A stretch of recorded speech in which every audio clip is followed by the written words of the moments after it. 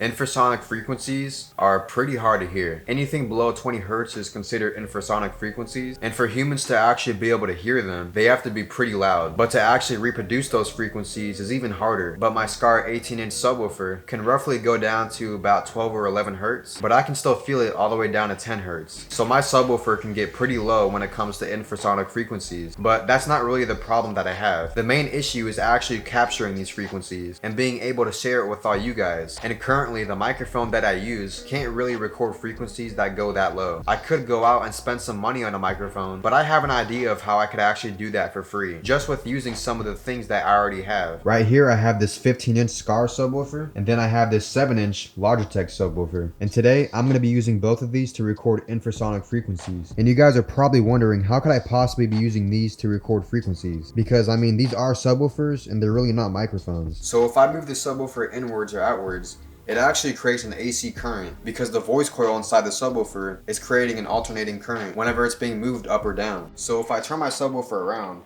you guys can see that there's two wires connected to the terminals, and then I have those wires connected to a 3.5mm microphone jack. And that is where this comes in. So this right here is meant for recording audio. But if we take a look at the side of it, you guys can see that it has a microphone jack. And then if I connect the microphone jack that's connected to the subwoofer into this right here, and then if I press record, you guys can see that it actually reacts whenever I press the subwoofer. Now I'm going to move it a little bit more. So I'm hoping to find out if having a bigger subwoofer actually helps when recording frequencies, especially ones that are supposed to be below human hearing. So the only way I was actually able to get the subwoofer to move up and down enough to create a current to be able to record it is by placing my 15-inch sub right on top of my 18-inch sub. The main reason for this is because the 15-inch sub is still pretty stiff. So the first frequency I'm going to try is 14 Hz.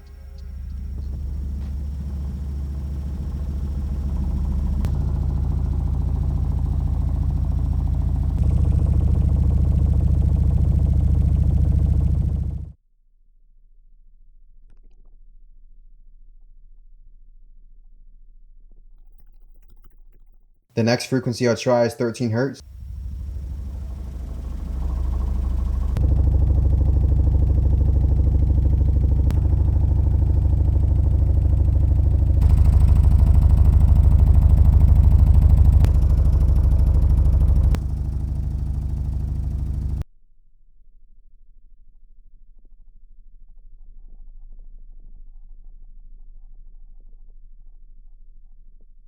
The next frequency I'll try is 12 Hz.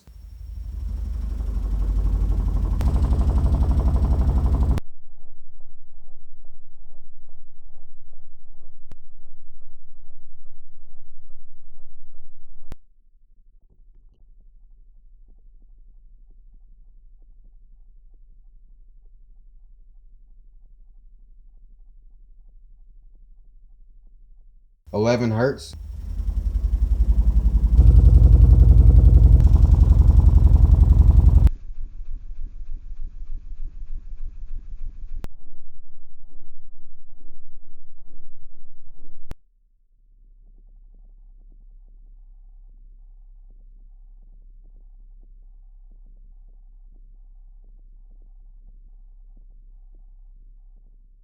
(10 Hz).